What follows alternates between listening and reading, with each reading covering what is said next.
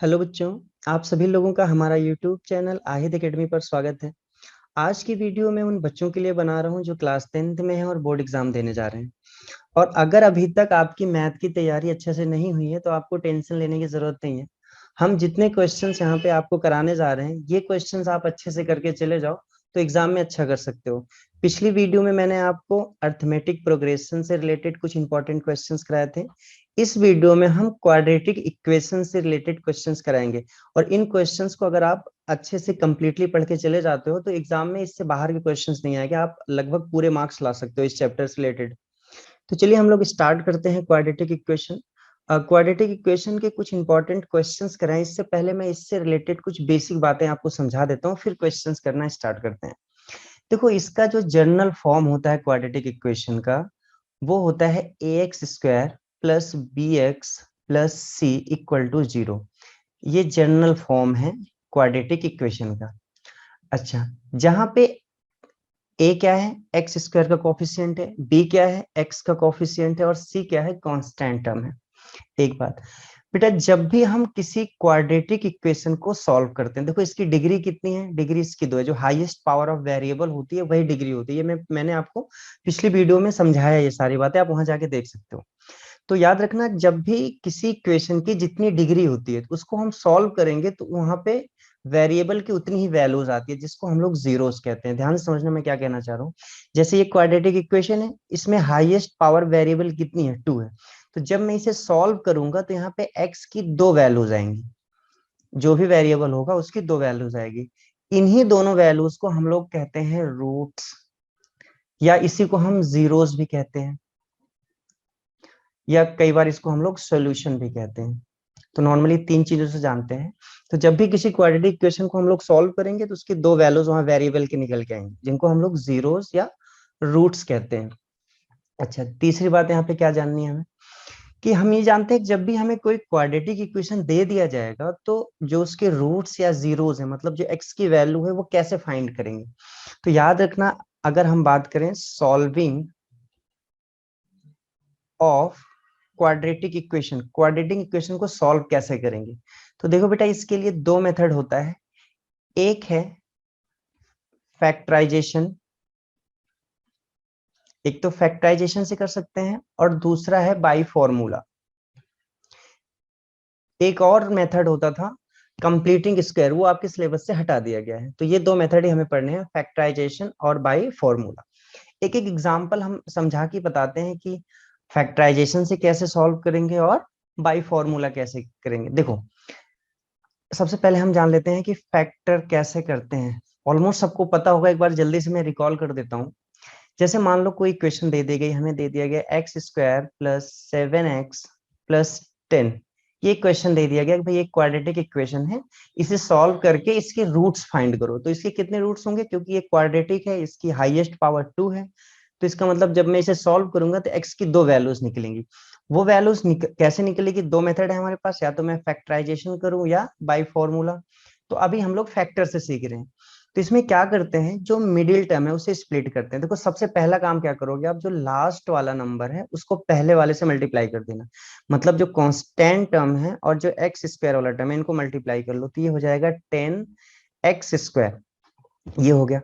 अब क्या करना है, ये जो मिडिल वाला टर्म्स होता है उसे हम लोग 2 पार्ट में ब्रेक करते हैं, और ऐसे ब्रेक करते हैं कि उसका मल्टीप्लाई इसके बराबर आ जाए। तो देखो, जैसे x² है, अगर मैं 7 को 2 पार्ट में ब्रेक कर लूं जिसका मल्टीप्लाई 10 हो, तो 5 और 2 में ये ब्रेक हो जाएगा। 5 और 2 7 हो जाएगा, और 5 2 का मल्टीप्लाई 10 आएगा। यानी 7 को मैं लिख सकता हूँ 5 + 2, और x है प्लस में 10 इक्वल टू 0। अब देखो, x को अंदर भेजो तो क्या हो जाएगा, ये x² plus 5x plus 2x plus 10 equal to में 0।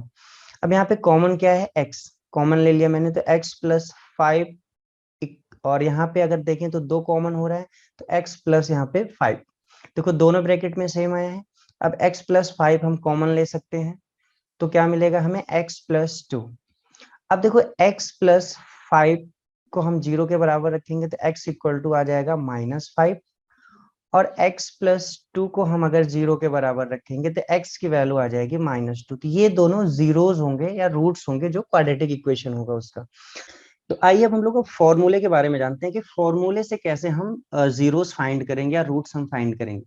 देखो जैसे मान लो a x square plus b x plus c equal to 0, ये क्वाड्रेटिक इक्वेशन हमें दिया है। तो सबसे पहले आप डिस्क्रिमिनेंट निकाल लेना।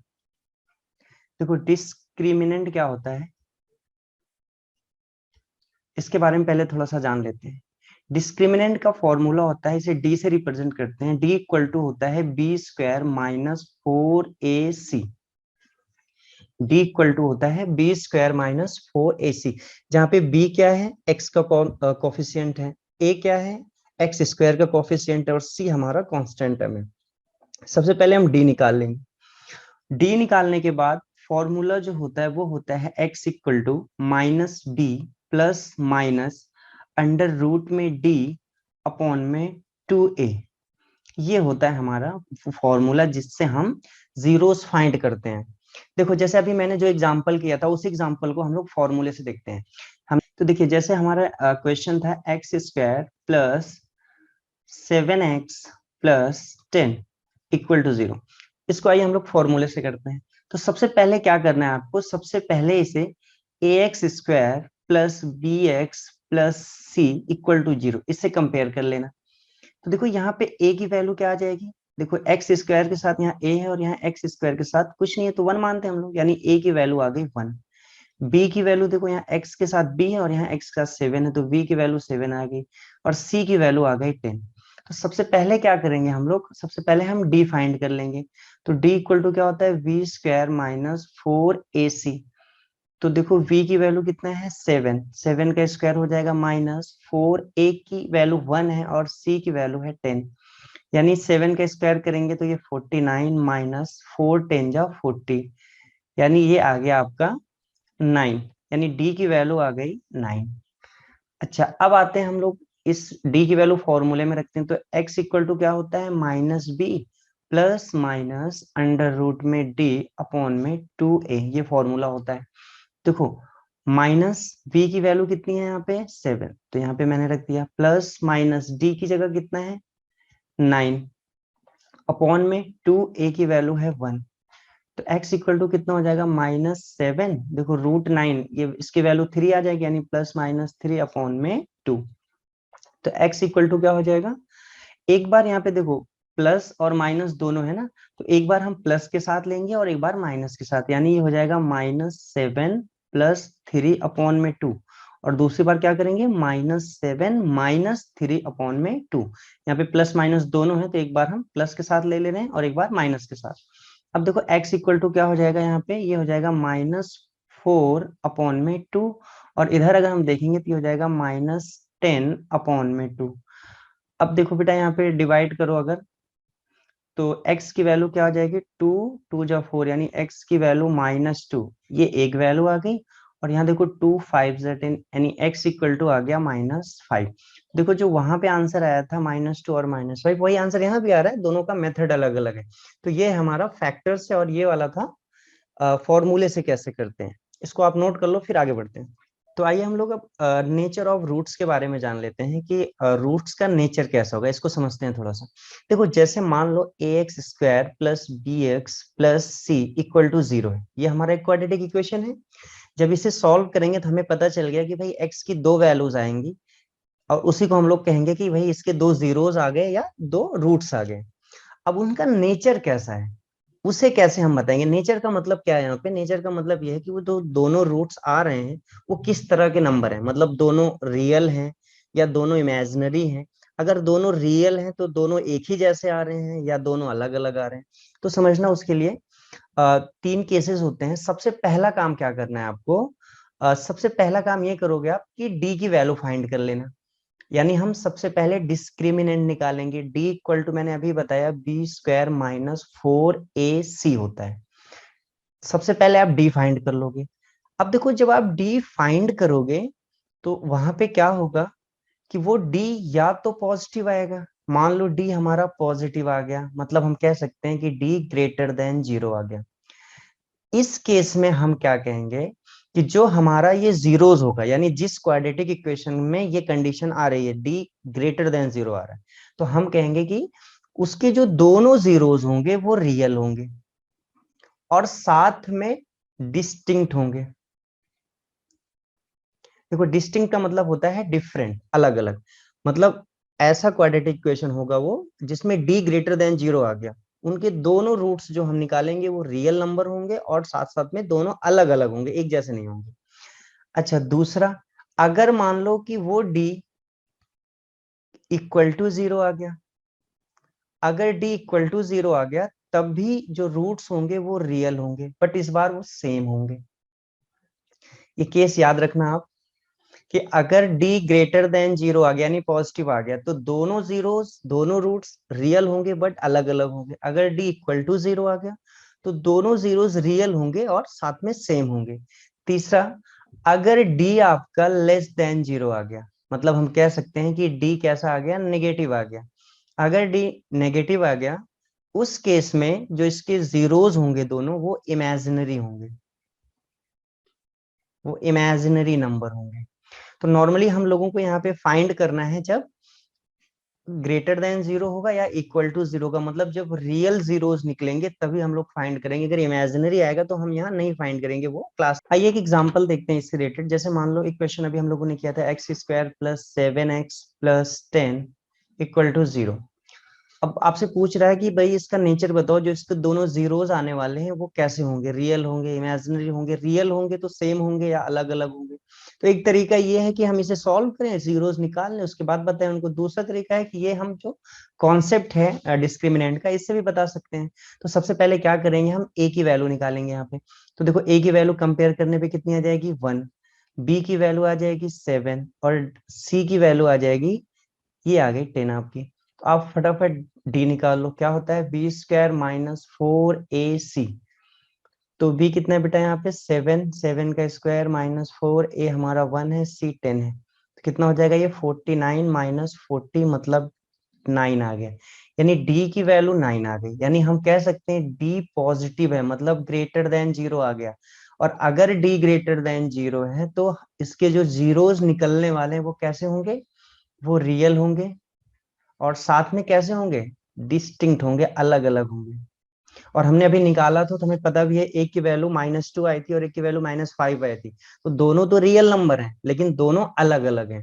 तो ये एक कॉन्सेप्ट है जिससे हम नेचर फाइंड कर सकते हैं जीरोस का, कि रियल है या इमेजिनरी है। तो चलिए हम लोग स्टार्ट करते हैं इसके इंपॉर्टेंट क्वेश्चंस को सॉल्व करना। देखो जैसे पहला क्वेश्चन है कि how many roots does the equation root two X square plus 7x plus 5 root two equal to zero है, जस्टिफाई योर आंसर। कह रहा है ये बताओ इसके कितने रूट्स होंगे और अपने आंसर्स को जस्टिफाई करो। तो सबसे पहली चीज मैंने बताया कि एक क्वाड्रेटिक है, यहाँ पे जो x की पावर है हाईएस्ट वो 2 है, इसका मतलब इसकी डिग्री 2 हो गई। इसका मतलब जब इसे सॉल्व करेंगे हम तो x की दो वैल्यूज निकल के आएंगे। तो एक बात तो कंफर्म हो गई कि इसके दो जीरोस आएंगे। और वो दोनों जीरोस होंगे कैसे, रियल हैं या इमेजिनरी है या रियल सेम है या अलग अलग है। तो देखो सबसे पहले हम क्या करेंगे, √2x² plus 7x plus 5√2 equal to zero. सबसे पहला काम हम क्या करेंगे कि हम a की वैल्यू फाइंड कर लेते हैं। तो a कितना हो जाएगा हमारा √2, b कितना हो जाएगा 7 और c हो जाएगा 5√2। अब हम डिस्क्रिमिनेंट निकाल लेते हैं। तो क्या होता है बी स्क्वायर माइनस 4ac।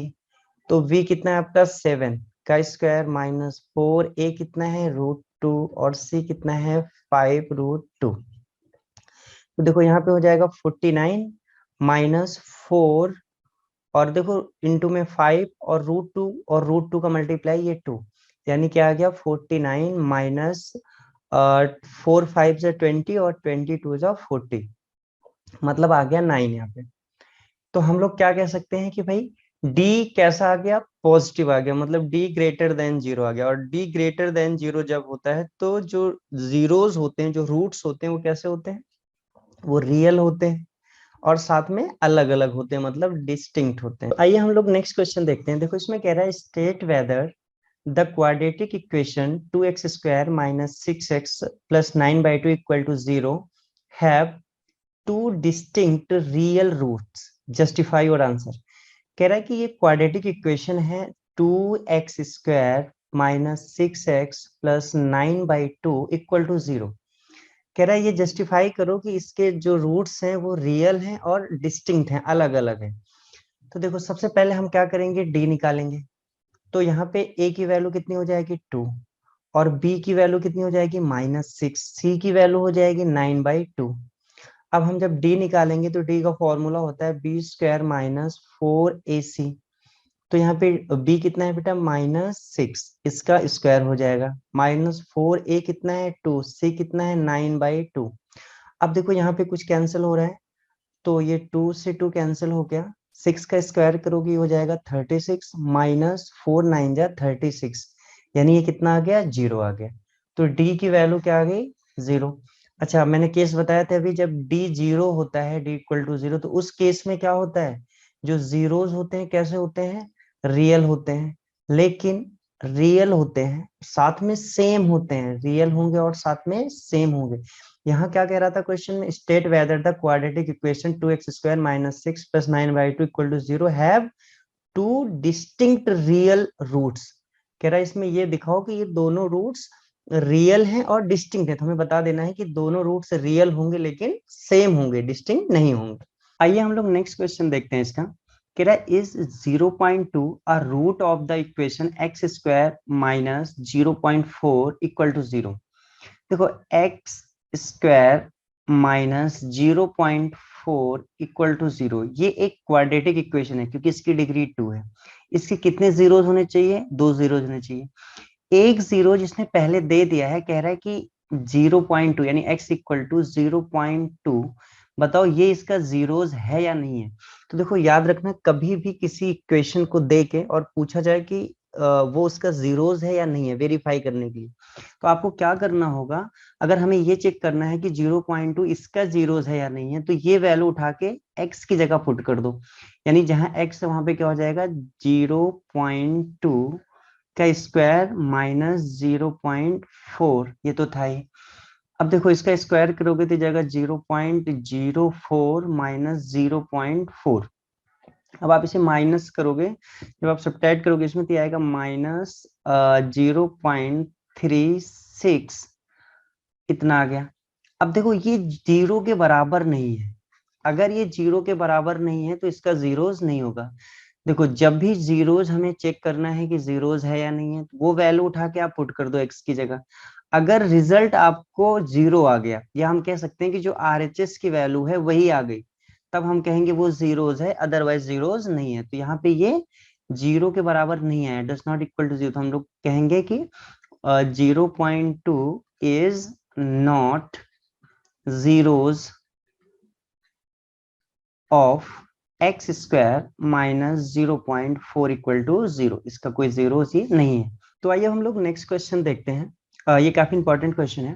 कह रहा find the value of k for which the equation x² plus k 2x plus k minus 1 plus 2 equal to 0 has a real and equal root. समझना, यहाँ पे कह रहा है k की वैल्यू फाइंड करो, कब, जब ये जो इक्वेशन दी हुई है उसके जो रूट्स हैं वो रियल हैं और इक्वल हैं।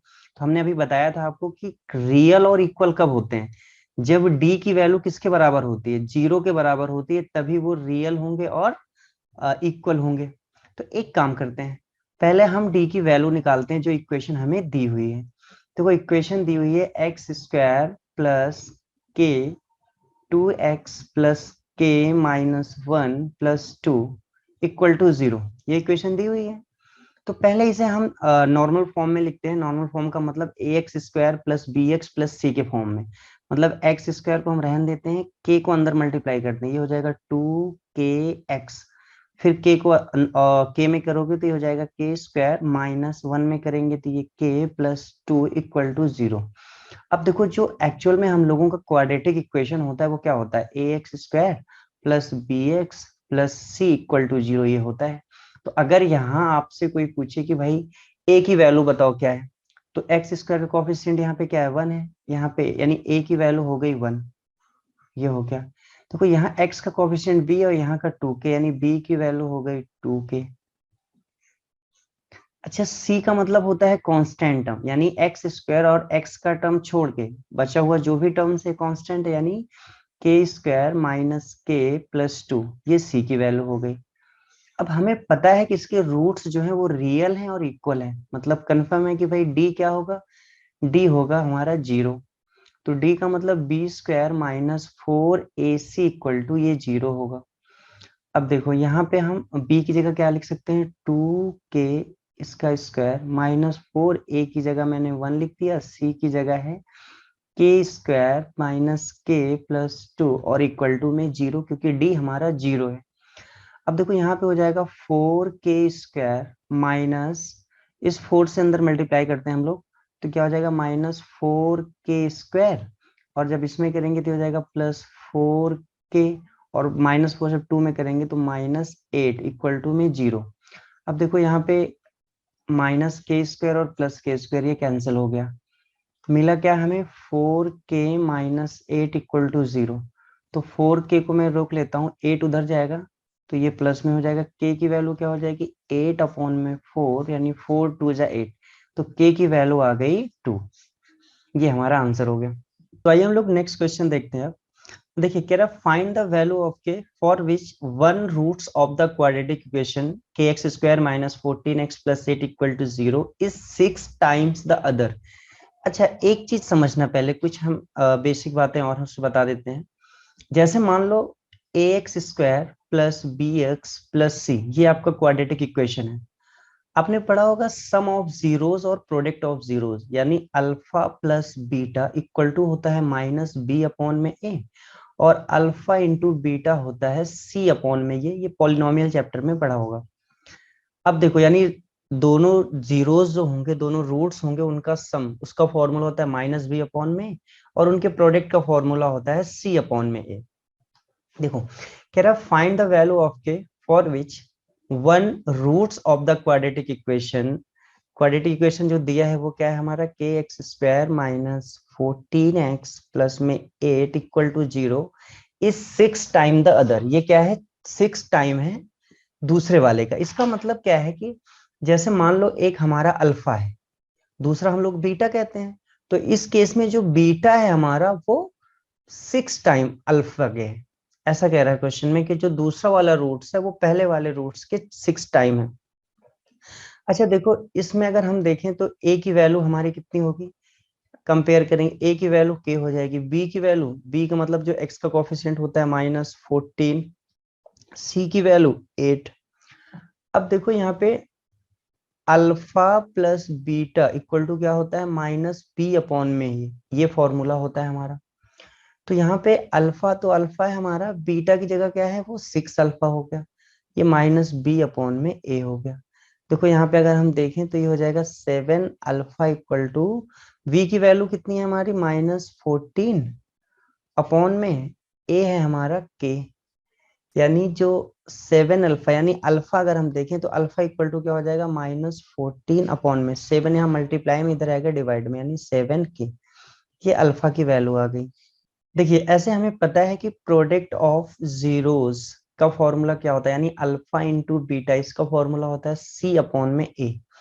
अब देखो यहाँ पे अल्फा तो अल्फा है हमारा, बीटा की जगह हम लोग क्या लिख सकते हैं 6 अल्फा है, यहाँ से हमें पता है कि बीटा जो है दूसरा वाला वो 6 अल्फा है, इक्वल टू में सी की वैल्यू कितनी है, सी की वैल्यू है 8 अपॉन में ए है हमारा के, तो ये हो जाएगा 6 alpha square equal to 8 upon में के।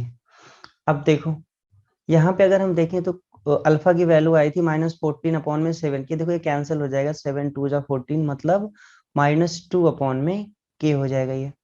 तो यहाँ देखो 6 जहाँ अल्फा, वहां हम लोग क्या लिख देते हैं -2 अपॉन में के, और इसका ये स्क्वायर 8 अपॉन में के, ये हो गया 6, इसका स्क्वायर करो तो 4 अपॉन में के स्क्वायर हो गया इक्वल टू में 8 बाई के। अब हमें के की वैल्यू निकालनी है। देखो एक काम करते हैं, के को इधर लेके आते हैं, नंबर को सबको इधर के लेके आते हैं। तो यहाँ पे के डिवाइड में है, इधर आएगा तो मल्टीप्लाई में, यानी 6 इंटू में 4 अपॉन में के स्क्वायर था, के यहाँ डिवाइड में है तो इधर आके मल्टीप्लाई में हो जाएगा, और यहाँ 8 बचेगा। तो यहाँ पे हमारा के स्क्वायर था, तो ये के से के कैंसिल हो गया। अब अगर देखो तो यहाँ पे बचा 6 इंटू में 4 अपॉन में के इक्वल टू 8। अब देखो के अगर इधर डिवाइड में इधर आएगा मल्टीप्लाई में, यानी कुछ ऐसे लिख सकते हैं 6 इंटू 4 इक्वल टू में 8 के। के को रोक लेते हैं, 8 इधर आएगा तो के की वैल्यू क्या हो जाएगा, 6 इंटू में 4 अपॉन में 8, यानी 4 2 जा 8 और 2 3 जा 6, यानी यहाँ पे के की वैल्यू आ गई 3। ये हमारा आंसर होगा। तो आइए हम लोग नेक्स्ट क्वेश्चन देखते हैं। देखिए इसमें कह रहा है by using quadratic formula so that the equation X square minus 8x plus 18 equal to 0 has no real solution. कह रहा है ये प्रूफ करके दिखाओ कि इसके पास यानी x square minus 8x plus 18 इसका कोई भी जो जीरोस है वो रियल नहीं है। तो हमने आपको बताया था कि डी निकाल लो, अगर डी ग्रेटर देन जीरो है तो वो रियल है और डिस्टिंक्ट है, डी इक्वल टू जीरो है तो रियल है और सेम है, डी लेस देन जीरो है तो वो इमेजिनरी नंबर होता है यानी नो रियल होगा। तो यहाँ पे ए की वैल्यू कितनी है 1, बी की वैल्यू -8 हो जाएगी, सी की वैल्यू हो जाएगी 18। तो फॉर्मूला हमारा क्या होता है, डी निकाल लेते हैं वी स्क्वायर माइनस 4ac। तो v हमारा कितना है -8 का स्क्वायर -4, a की जगह 1, c की जगह 18। देखो 8 को हम मल्टीप्लाई करते हैं तो ये हो जाएगा 64 माइनस, और यहाँ पे अगर हम देखते हैं 18 4 जा ये हो जाएगा 72। अब देखो यहाँ पे अगर हम माइनस करेंगे तो ये कितना आ रहा है हमारा, माइनस में 8 आ रहा है। इसका मतलब क्या हुआ कि जो वैल्यू आई है वो नेगेटिव आई है, मतलब यहाँ पे d लेस देन जीरो आ गया। अगर d लेस देन जीरो तो हम लोग क्या कहेंगे, it have it have no real solution, या हम लोग कह सकते हैं कि इट हैव इमेजिनरी सॉल्यूशन। तो आइए हम लोग दूसरा क्वेश्चन देखते हैं। देखिए इसमें कह रहा है find the root of the quadratic equation 3x square minus 2 root 6x plus 2 equal to 0। कह रहा है ये क्वाड्रेटिक इक्वेशन है 3x square minus 2 root 6x plus 2 equal to 0। कह रहा है इसके जीरोस फाइंड करो, इसके रूट्स फाइंड करो। तो देखो किसी भी क्वाड्रेटिक इक्वेशन के रूट्स फाइंड करने के हमने आपको दो मेथड बताए थे, या तो हम लोग फैक्टर से सॉल्व करते हैं या फिर हम लोग फॉर्मूला अप्लाई करते हैं। तो देखो जब भी अगर क्वाड्रेटिक इक्वेशन ऐसा हो जिसमें रूट्स हो तो कोशिश ये करना कि आप उसे फॉर्मूले से सॉल्व कर लो, वो थोड़ा सा आसान पड़ेगा आपको। तो देखो एक काम करेंगे, पहले हम कंपेयर कर लेते हैं, a x square plus b x plus c equal to 0। अब देखो यहाँ पे अगर हम देखें तो a की वैल्यू कितनी हो जाएगी 3, b की वैल्यू हो जाएगी -2√6 और c की वैल्यू हो गई 2। सबसे पहले हम लोग क्या करते हैं, d निकाल लेते हैं। d का फॉर्मूला क्या होता है, वी स्क्वायर माइनस 4ac। तो देखो v कितना है हमारा -2√6 का स्क्वायर माइनस 4a कितना है 3, c कितना है 2। ये कितना हो जाएगा, आप स्क्वायर करोगे तो देखो माइनस है, स्क्वायर होगा तो प्लस हो जाएगा, 2 का स्क्वायर 4, रूट 6 का स्क्वायर तो स्क्वायर से रूट कैंसिल हो जाएगा, यानी यहाँ 6 आ गया, -4 3 जा 12 और 12 2 जा 24। अगर यहाँ देखते हैं तो यहाँ क्या आ गया 24 माइनस 24, यानी डी की वैल्यू आ गई 0, डी की वैल्यू 0 आ गई। अच्छा इससे एक और आइडिया लग गया हमें कि दोनों जीरोस कैसे आने वाले हैं, सेम आएंगे, क्योंकि डी जब भी 0 होता है तो रियल और सेम जीरोस आते हैं। अब हम फॉर्मूले पे आते हैं, x इक्वल टू क्या होता है -b plus minus under root में d अपॉन में 2a। तो देखो x इक्वल टू क्या हो जाएगा, माइनस b कितना है हमारा, b की वैल्यू है माइनस में 2√6 plus minus under root D की वैल्यू तो 0 आ गई अपॉन में 2a, a की जगह हमारा है 3। तो देखो यहाँ पे x की वैल्यू क्या है, यहाँ माइनस माइनस ये प्लस हो गया 2√6 अपॉन में 6। अगर हम देखें तो 2 3 जा 6। अब देखो यहाँ प्लस माइनस 0 था दोनों, तो एक बार हम प्लस 0 के साथ लेंगे, एक बार -0, यानी x की दोनों वैल्यूज कितनी आएगी √6 अपॉन में 3, और दूसरी भी क्या आ जाएगी √6 अपॉन में 3। आप चाहो इसे रेशलाइज करके इसके अलग अलग आंसर आ सकते हैं, आप यहीं पे छोड़ दो, कोई दिक्कत नहीं है। वीडियो में इतने ही। इस चैप्टर की मैं एक सेकेंड पार्ट की वीडियो भी अपलोड करूंगा जिसमें कुछ और अच्छे क्वेश्चंस होंगे। इस वीडियो में मैंने ज्यादातर जो छोटे क्वेश्चन थे यानी शॉर्ट आंसर टाइप क्वेश्चन थे उनको ही सॉल्व कराया था। नेक्स्ट वीडियो में जो बचे हुए टॉपिक हैं और जो बचे हुए क्वेश्चन हैं मैं उनसे रिलेटेड क्वेश्चंस कराऊंगा, उसमें कुछ वर्ड प्रॉब्लम भी कराऊंगा।